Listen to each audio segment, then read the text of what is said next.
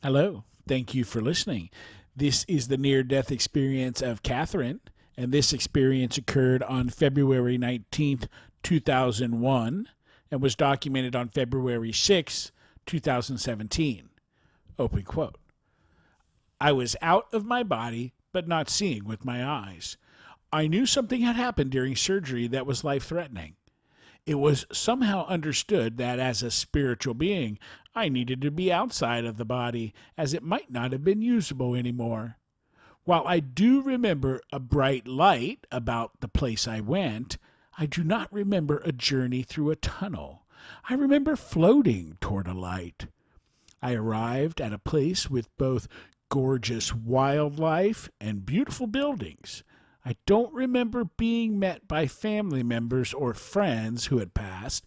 I do remember a sense of familiarity with the beings who greeted me, one of whom was a dog, my childhood pet. The way I experienced knowledge and information wasn't through human means. I experienced a sort of fused knowledge where I had access to different aspects of knowledge if I focused in on whatever it was I wanted to know. In this way, I'd immediately know the answer to what concerned me. The best way to describe information is through a series of emotional impressions, which I accepted as truth because there was no concept of untruth or lies there. Physicality, I did not have form in the usual way. If I thought that I should have form, I would assume a human form, but I didn't think about it. I was a contained essence, but weightless, and maybe even made of light. Two beings guided me into one of the buildings for a life review process. I believe these buildings were constructed as blending with the natural environment. They were open like pavilions. If I thought about them, I think they assumed more form. If I didn't think about them, they assumed less form. What I do remember is a screen, as if on a table. The screen was like a touch screen. I never had access to this technology at the time of my NDE, so I don't know a thing like this existed. I reviewed my life like a movie, except that I could pause it and zoom into different important times during my life. I could examine these times from multiple perspectives, such as the people they affected. When I think of this review now, I imagine it must have taken up a very long time in Earth time had I done the same thing here. However, at this place, the concept of time didn't translate very well. Time was now, and it only passed in a linear fashion because I organized the different events as happening in a certain order when I reflect on it. It's extremely hard to explain, but it was nothing like time on Earth. After this life review, I was taken before more beings, which seemed to be wiser than the two who brought me to my life review. I communicated with them about my decisions during my life review and areas where I could improve. While it was a collaborative process, I had a deep respect and reverence for these beings. I felt that they loved me completely and without any judgment. In psychology, there's a term to describe this called unconditional positive regard. I felt completely sure they had this feeling for me. This surety felt like a warm glow of light around me. The conclusion of these conversations was that it wasn't so much a decision of doing the wrong thing in situations or making unwise choices, but that the times of greatest challenge for me were times in which I could have acted but chose inaction. It was concluded that when I returned to Earth, I must choose action and use my experience and feelings to guide these actions so they be an act of love. Before I went back to Earth, there was an agreement of some sort that I could stay in a certain area of this place, but I could not go deeper into this city. For example, I couldn't find out more information about the future of my life, even though I knew I'd forget it upon returning if I did. Instead, I stayed in an area of beautiful gardens. These gardens were greener than green is on earth, and the colors were vivid and rich. While I was in this place, I was weightless. I could access all knowledge I could think of. I also felt no pain because I didn't have a body. No weight, no pain. It was like it was impossible to be clumsy. It was also impossible to be anything other than truly myself. I felt as if I was more myself there than here on earth. I spent what would be, in earth terms, a great deal of time in these gardens talking to people there. One of the people there was an ascended master. At the time, I decided to call this master Jesus. But when I look back, it was as if this person was a spokesperson for God who had special access to divine intent. We talked for what could have been hours or even days on earth. It was always light there, as if it was continuously in the afternoon. This wasn't bothersome to me, though. I believe it was like that because I thought it should be like that. Unlike being around people on earth, I felt completely energized and refreshed from the social exchange. I'm an introvert on earth, so this was a very striking difference for me. I do not remember what we spoke about, except that it involved special knowledge, which I don't have access to on earth. What I got out of this experience before leaving was that I must choose action instead of inaction. I must behave in a way that would help bring more awareness and love to the world. The Ascended Master told me that I needed to go. While I was never asked specifically if I was going back or not, it was understood that I was going to go back. I do not remember the journey back to my body, but I don't believe I went back to my body and then woke up. I think I went back to my body and then gradually came out of anesthesia sometime afterwards. The first thing I remember when I woke up was that I was back in the hospital room. My father was sitting next to me. He commented that I was very lucky to have survived the surgery because there were some complications during surgery.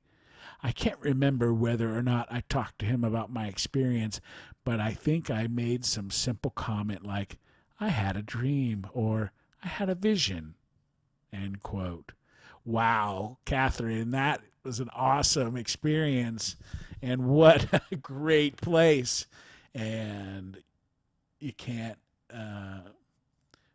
really go wrong with her conclusion, maybe for everybody, right? Coming back, action in love. But there are some questions here. Question: at the time of your experience, was there an associated life-threatening event? Answer: yes. While under general anesthesia, I had an ectopic pregnancy, or a pregnancy which nested in my fallopian tubes. I was 8 weeks along, and the pregnancy was near rupture at the point in which I went under surgery. It was an emergency procedure because if the pregnancy sac ruptured without medical intervention, I would not live. Ideally, under laparoscopic surgery through my belly button, the pregnancy sac was to be removed without rupture. But under surgery, there was a rupture which complicated the procedure. For example, they had to vacuum out the excess blood, which my body would not have been able to absorb. This also meant that they had to make additional incisions to accommodate the complication. I do not know if I truly died clinically, but a family member was informed of the procedure complications, and I believe he was under the impression that I either clinically died or almost died clinically. Question: did you feel separated from your body? Answer: yes. I heard the surgeon and assistants talking about how there had been a rupture and that I was bleeding too much. It was very muddled. If I had been in my body and fully alert in the room, I would have heard more clearly, but it seemed to be fading out as I was going to the place I went, and no longer had a lot of concern for my time on Earth. I clearly left my body and existed outside of it. Question: comparing your consciousness. Answer: everything was more vivid and profound. Communicating ideas had more meaning, and these meanings were understood to be multifaceted. Beings were more of themselves than when they are in body, including myself. Colors especially seemed more vivid. It seemed more real than the reality of living. Question: at what time during the experience were you at your highest level of consciousness? Answer: I was at my highest level of consciousness after my review, when I was spending time in the garden. However, the entire experience was more conscious and alert than any experience I've had on Earth. Question: did time seem to speed up or slow down? Answer: time wasn't experienced at all the way it's experienced on Earth.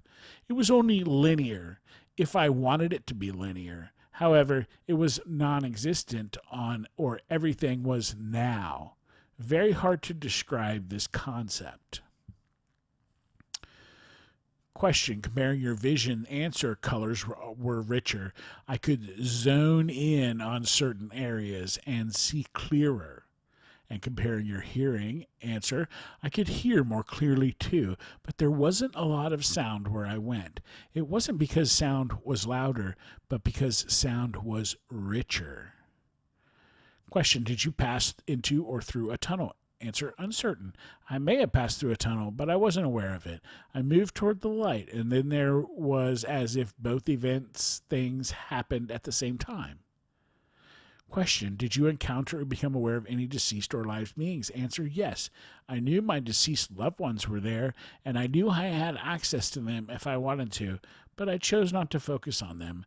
I wasn't as concerned with my earthly life during my visit there. I was more concerned with the knowledge and learning. Question: did you see an unearthly light? Answer: yes. The horizon of the place I was to go to and went was like a city of light. There was a horizon with bright otherworldly light, and this increased until it enveloped me, and then I was at the city where I was, and everything was more vivid. Question: did you seem to enter some other unearthly world? Answer: it was like a spiritual city and naturescape woven together. The buildings took on more form if I concentrated on them. Nature took on more form if I concentrated on it instead. So I'm not certain if this other world really was a construct of my thoughts or exists like that for everyone who is there.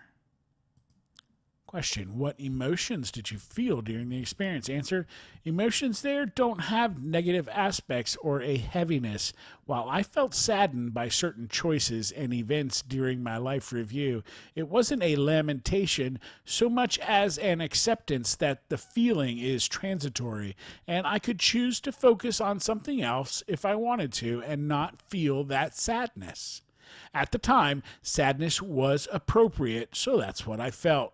Other times I felt joy and interest and peace, but these feelings are still hard to explain because on Earth, feelings are so much heavier and limiting as compared to the feelings I had during the experience. Question: did you suddenly seem to understand everything? Answer: I had a much more deep and rich understanding of the things I focused on while there. I understood that the concept of me was more myself than it was on Earth. We were all beings from this place and not beings from Earth. I could hone in on whatever knowledge I wanted, but I also knew that certain knowledge would be completely forgotten upon my return. Question: did scenes from your past come back to you? Answer: I had a life review in which this was the focus. I also knew that there was complications in surgery and had an idea that I was bleeding too much, which was confirmed afterwards by my surgeon and hospital staff. Question: did scenes from the future come to you? Answer: I knew I would have plenty of opportunities to make choices that would impact humanity, that it would be best to act instead of not act, and to act with love. Question: did you reach a boundary or limiting physical structure? Answer: yes. A place beyond the garden where there was more city and more people, maybe the population of this place. Complete access to all areas in this place was off limits. However, I did enter one building or pavilion where I had my life review, and I believe the pure light beings I encountered afterwards were also in some sort of enclosure. Question: did you come to a border or point of no return? Answer: it was understood after my life review that I'd return to Earth, and that my being there was only a visit. This was met with ambiguity. I was thankful and relieved to be in this place and wanted to focus only on the place where I was. It wasn't until after I returned to my body that I realized that I'd have preferred to have stayed there. It seemed like returning to my body was a duty I owed to myself or the universe somehow. Question: what was your religion prior to your experience? Answer: unaffiliated, agnostic. I was raised a Methodist, but had not attended church for at least 6 years. Question: have your religious practices changed since your experience? Answer: no. Question: what importance do you place on your religious/spiritual life after your experience? Answer: greatly important to me. Question: what is your religion now? Answer: other or several faiths, Neo-Druid, member of the Order of Ovates, Bards, and Druids, OBOD. Question: did your experience include features consistent with your earthly beliefs? Answer: the content I experienced was otherworldly, so it existed outside of belief systems as we know them on Earth. This content was more a series of truths, which were accepted as fact. These truths are a bit muddled upon returning to Earth, but they translate mostly to: it doesn't matter about religious affiliation so much as it matters that there is a sense of morality. Religion can be one way to help guide a person into knowledge of a morality, which will result in a more pleasant life review process and the determination that life was spent in learning and spreading love. However, this lifestyle could be practiced without religion. Question: did you have a change in your values and beliefs because of your experience? Answer: yes. I now believe in God and believe that a spiritual and religious life is worthwhile. I also become much more interested in other religions than the ones I had been exposed to. Finding a religion which spoke to me was much more important. I felt on a quest to find one so that I could find a guide which would help me apply the lessons I learned. Before, I felt like I was wasting time at church. Now I believe that even when I study religions that I don't fully understand or believe, there is a truth there which is like an echo of the place I visited. Question: did you seem to encounter a mystical being or presence or hear an unidentifiable voice? Answer: the beings who greeted me were without form, but were entities of light. The beings who took me to my life review only took a human form if I thought about it. If I didn't think about it, they were beings of light. The beings I encountered after the review were beings of a different sort of light, almost even clearer and purer than the other beings I interacted with. The beings in the garden had more human forms, but I think that's because there were benches and footpaths and other things which required a body to really enjoy. This was the only time I was aware of having a form or body, though it was light and not heavy at all. The ascended master that I communicated with had a body if I thought about it, but otherwise didn't have a body. If they did have bodies, they were wrapped in robes or some other sort of clothing that also seemed to be made of light. Question: did you encounter or become aware of any beings who previously lived on Earth who are described by name in religions? Answer: uncertain. The ascended master could have been Jesus, but it could have been another person who had experience on Earth and reached some form of spiritual ascension who I hadn't heard of. I feel reluctant calling it Jesus because it seemed as if names there were almost sacred, and the being was itself and that only. Question: during your experience, did you gain information about premortal existence? Answer: uncertain. I knew that when I returned to Earth, I'd return to my current body. I also knew that later on, when I returned to this place after death, I could still return to Earth, but it would have to be in a different body. Question: during your experience, did you gain information about universal connection or oneness? Answer: yes. Knowledge was infused or telepathic. It seemed that this knowledge was something that anyone could tap into, and that all beings there drank from the same pool of knowledge. Question: during your experience, did you gain information about the existence of God? Answer: uncertain. I communicated with an ascended master who I believed was closer to God than the other beings there. So I must have had some knowledge at the time that God existed. Question: do you believe in the existence of God after your experience? Answer: God probably exists.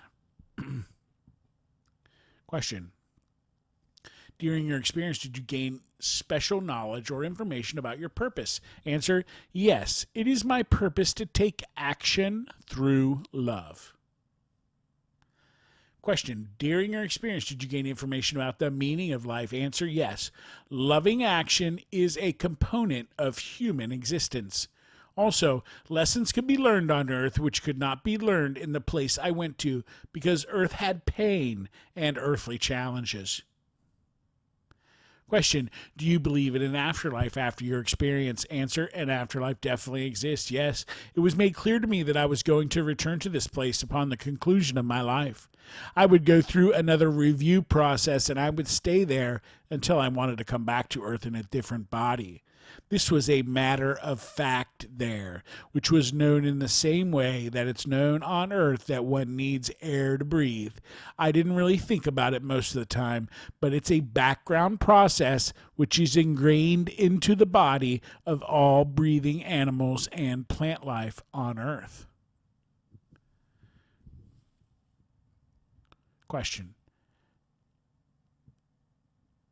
did you gain information about how to live our lives? Answer: yes. Death is not the end, and we have a choice to come back to Earth after death in a different body if we want to. Question: during your experience, did you gain information about love? Answer: yes. Love is an important aspect of action. Action taken in love is the highest form of action. Question: what life changes occurred in your life after your experience? Answer: moderate changes in my life. After my experience, I have been much more mindful of others. It's easier for me to put myself in other people's shoes. It's easier for me to act out of love and compassion. However, it's still something I put work in. I am not always mindful, and I do not always follow this, but I follow it easier than I did before. Question: was the experience difficult to express in words? Answer: yes. It's hard to explain time, method of communication, and sequences of events because they didn't follow the same rules as they are on Earth. Question: how accurately do you remember the experience? Answer: I remember it more accurately than other events. The experience was so vivid that it left a deep impression on me. I don't remember a lot of events that happened that year, and certainly not with the details I remember of this event.